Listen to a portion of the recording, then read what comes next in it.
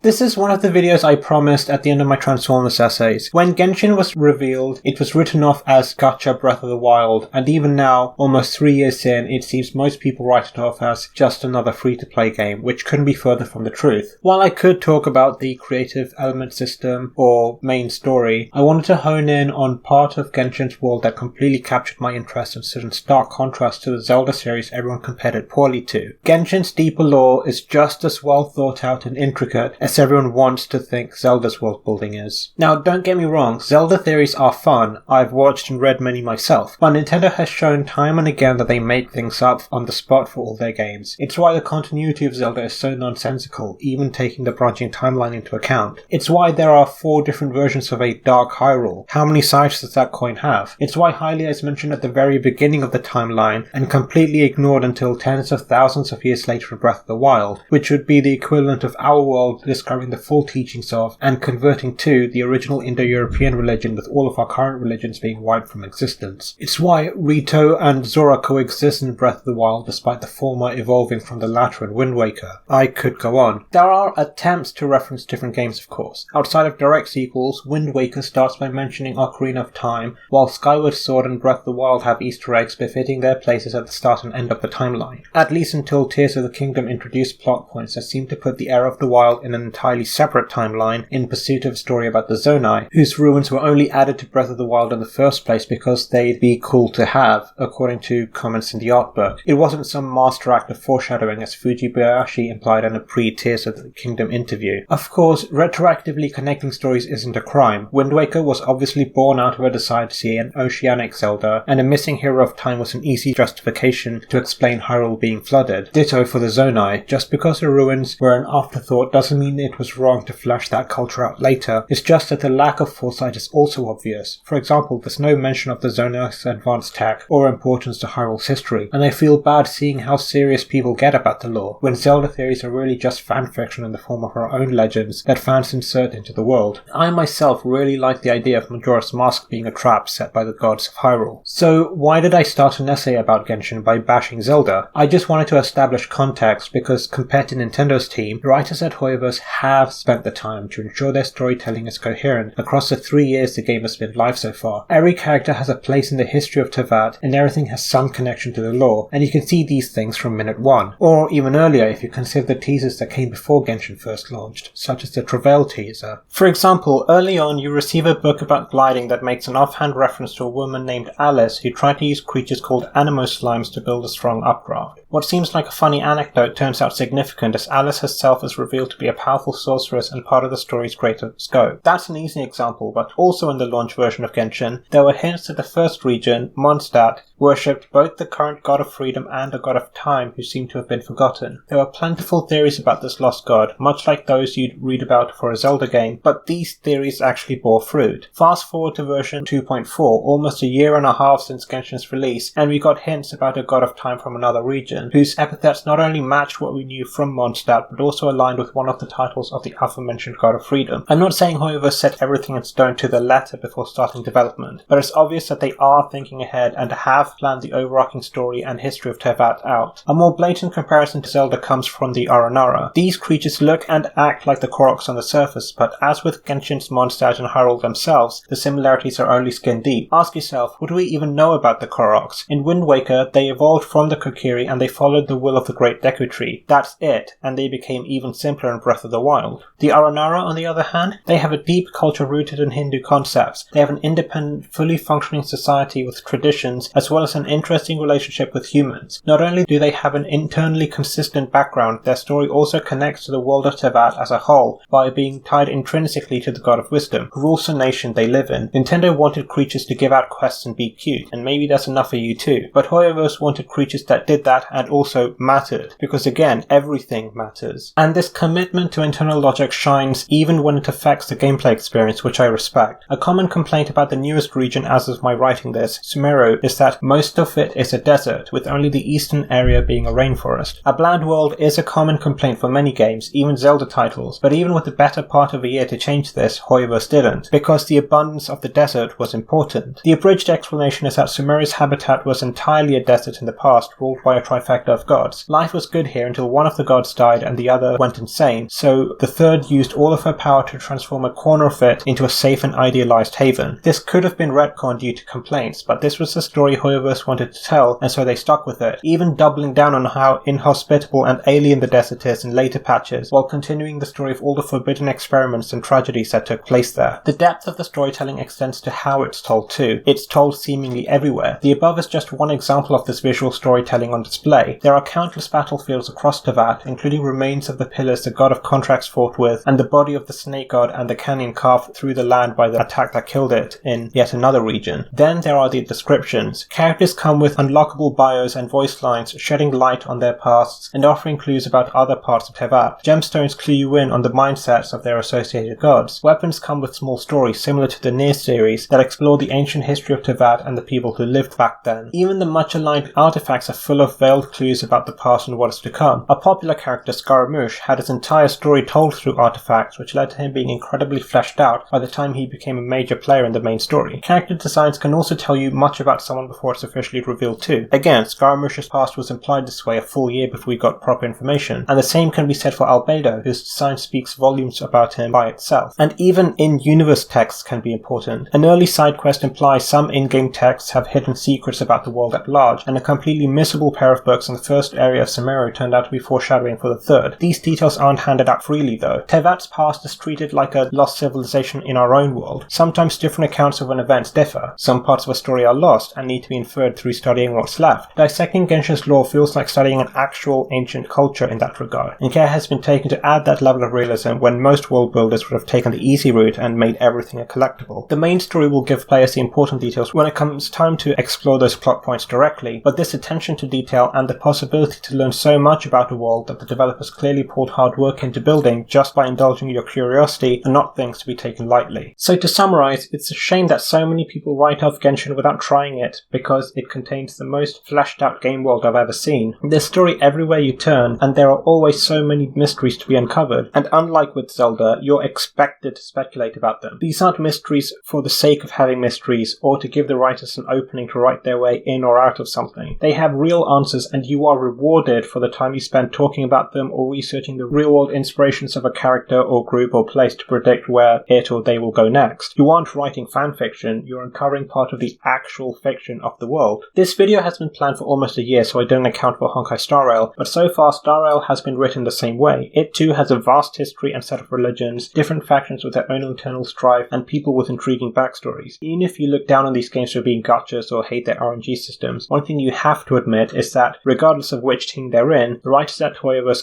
care about the things they create, and to go so far with their craft to the point that they'll even go back and update incredibly old text descriptions to reflect changes in recent patches and story developments. At the very least, that deserves all the credit they're due. Thank you for reaching the end of this video. As mentioned, this has been in my head for a long time, and the script's been percolating around since the Aranaru introduced last summer. While the release of Tears of the Kingdom was what got me to stop procrastinating, these thoughts have stayed the same since then. Now, this isn't meant to attack people who like or make Zelda theories. As I said twice before, I like them too. I only wanted to compare and contrast these two radically different approaches to world building, since people have constantly been comparing these two games in other ways. It's just that Genshin is undeniably superior when it comes to storytelling and rewards players for thinking about its story, compared to Zelda theories that are for the most part only meant for the community to have fun amongst themselves. Thanks also to those who have been waiting for more deep dives similar to the Transformers videos. I hope this was to your liking. I'm glad to finally put out a video I've been promising for so long. Please let me know what you thought in the comments. Thank you all again, and as always, have a great day.